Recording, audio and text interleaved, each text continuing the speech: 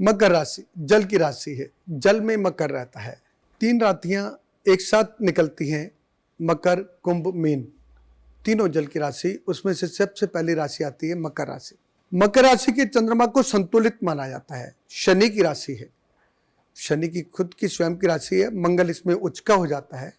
ऐसे लोग धैर्यवान के लिए माने जाते हैं, बहुत शांत, बहुत सहज, बहुत सब कुछ, जो अपनी बात को रखते हैं और अगर बन गई तो ठीक, नहीं बनी तो ठीक। सहज रहने की अगर कोई कला सीखे तो मकर राशि वालों सीखे। मकर राशि वो वाले लोग हैं जो आपको किसी भी काम के अंदर जब जरूरत पड़ेगी तो मिल जाएंगी।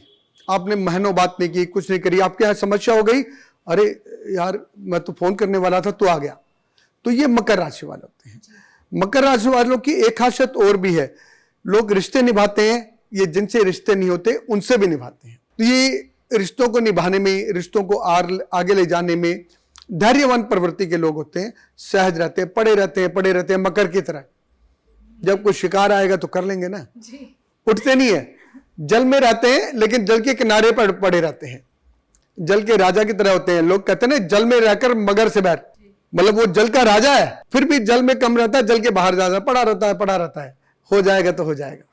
हाँ, शत्रुता को उतनी ही शिद्दत से निभाते हैं जितनी शिद्दत से मित्रता निभाते हैं।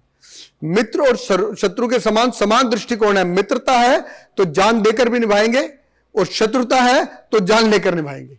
तो ऐसे लोगों को अतिवादिता ही मारती है। तो मतलब किसी पे इतना विश्वास करा कि सर्वस्व लुटा दिया और किसी से इतना शत्रुता की कि विवादों के बिना जीवन नहीं चला।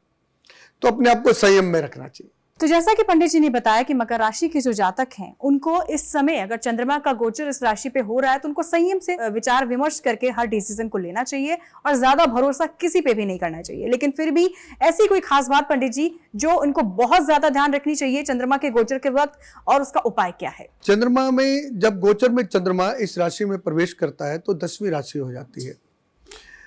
मैंने बोला अभी 10वें में, 8वें में, 12वें में, 6ठे में अच्छा नहीं माना जाता। ऐसे समय में इनके साथ एक दिक्कत हो जाती है, ये नियमित कार्यों में अचानक डाउन हो जाते हैं। अगर कोई दुकानदार है तो 2 दिन से सेल नहीं हो रही है, कोई काम पर जा रहा है तो उसके झगड़े हो रहे हैं, कोई काम करना चाह रहा है तो रुकावट आ रही है, किसी से कोई बात नहीं थी वो बात बड़ी हो जाती है। तो ये तो हर महीने में एक बार आएगा।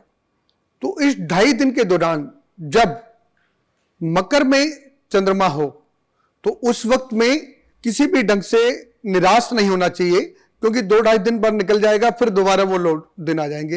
एकदम डिप्रेशन में चले जाते हैं, मेरा काम हो ही नहीं सकता, मेरा होगा ही नहीं, 2 दिन से खाली बैठा हूं, बोनी भी नहीं हो रही। इस प्रकार की अंतरात्मा तक बीत जाते हैं जैसे कोई इनका सब कुछ लूट के ले गया। तो उनसे कहो कि अपने आप को मानसिक रूप से मजबूत रखें, क्योंकि 2.5 दिन के बाद जब वो कुंभ आएगा तो फिर दरवाजे खुल जाएंगे। तो इसलिए इनको शांत और सहज रहना चाहिए। ऐसे लोगों को पंचमुखी हनुमान जी की बहुत सेवा लाभ देती है, क्योंकि पंचमुखी हनुमान जी के करने से किसी भी प्रकार की नेगेटिविटी से लड़ने की ताकत इनको मिल जाती है।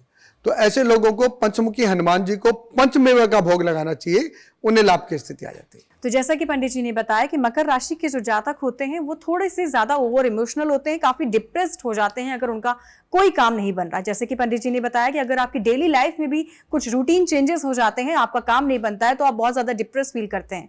तो ऐसे समय पे आपको पंचमुखी हनुमान जी की पूजा आराधना करनी चाहिए, उनको पंचमेवे का भोग लगाना चाहिए।